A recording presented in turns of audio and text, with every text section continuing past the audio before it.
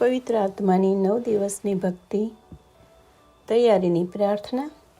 પિતા અને પુત્ર અને પવિત્ર આત્માને નામે આમીન. ઓ પવિત્ર આત્મા, તે સર્વ ભાષાઓની પ્રજાઓને શ્રદ્ધાની એકતામાં એકત્ર કીધી છે. તું અમારામાં આવ ને તારા પર શ્રદ્ધા રાખનારાઓના હૃદય ભરપૂર કર ને તેઓમાં તારી પ્રીતિની આગ સળગાવ. પહેલો દિવસ, બુદ્ધિ વિશે વિનંતી. એક જ પરમ ઊંચો સર્વસમર્થ ઉત્પન્ન કરનાર છે. તેણે પવિત્ર આત્મા વડે બુદ્ધિ ઉત્પન્ન કીધી છે. તે તેણે પોતાના સર્વ કામ ઉપર રેડીને જેઓ તેના પર પ્રીતિ કરે છે તેમને તે આપે છે. પ્રાર્થના કરીએ. ઓ બુદ્ધિના આત્મા, આવ.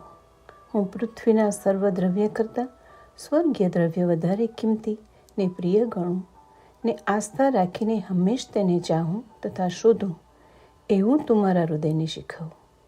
તે તારી મદદ વડે મેળવવા અને હંમેશ સાચવી રાખવાનો રસ્તો તું મને બતાવ. હે અમારા બાપ, તું સ્વર્ગમાં છે, તારું નામ પવિત્ર મનાવ. તારું રાજ્ય આવો, જેમ સ્વર્ગમાં તેમ પૃથ્વી પર તારી ઈચ્છા પૂરી થાવ. અમારી દરરોજની રોટલી આજ અમને આપ, અને જેમ અમે અમારા અપરાધીઓને ક્ષમા કરીએ છીએ તેમ તું અમારા અપરાધોની ક્ષમા કર, અને અમને પરીક્ષણમાં ન લાવ, પણ ભંડાઈથી અમને બચાવ. આમીન. પ્રણામ મારિયા, કૃપાથી પૂર્ણ, પ્રભુ તારી સાથે છે. ભાગ્યવંત તું સ્ત્રીઓમાં અને ભાગ્યવંત તારા ઉદરનું ફળ ઈસુ. હે પવિત્ર મારિયા, પરમેશ્વરની માં, અમે પાપીઓની વાસ્તે વિનંતી કર, હમણાં અને અમારા મોતની વખતે. આમીન. પ્રણામ મારિયા, કૃપાથી પૂર્ણ, પ્રભુ તારી સાથે છે. ભાગ્યવંત સ્ત્રીઓમાં અને ભાગ્યવંત તારા ઉદરનું ફળ ઈસુ. હે પવિત્ર મારિયા, પરમેશ્વરની માં, અમે પાપીઓની વાસ્તે વિનંતી કર, હમણાં અને અમારા મોતની વખતે.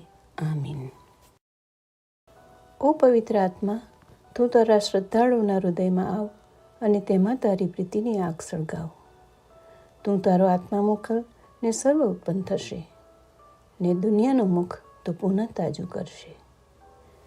પ્રાર્થના કરીએ. ઓ પરમેશ્વર, તે શ્રદ્ધાળુઓના હૃદય પવિત્ર આત્માના પ્રકાશથી પ્રકાશિત કીધા.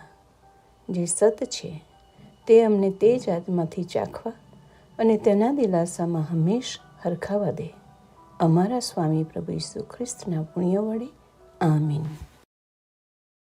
ઓ મારા પરમેશ્વર તથા સ્વામી, બધું તારા વૈભવને માટે થાવ. આમીન. પિતા અને પુત્ર અને પવિત્ર આત્માને નામે. આમીન.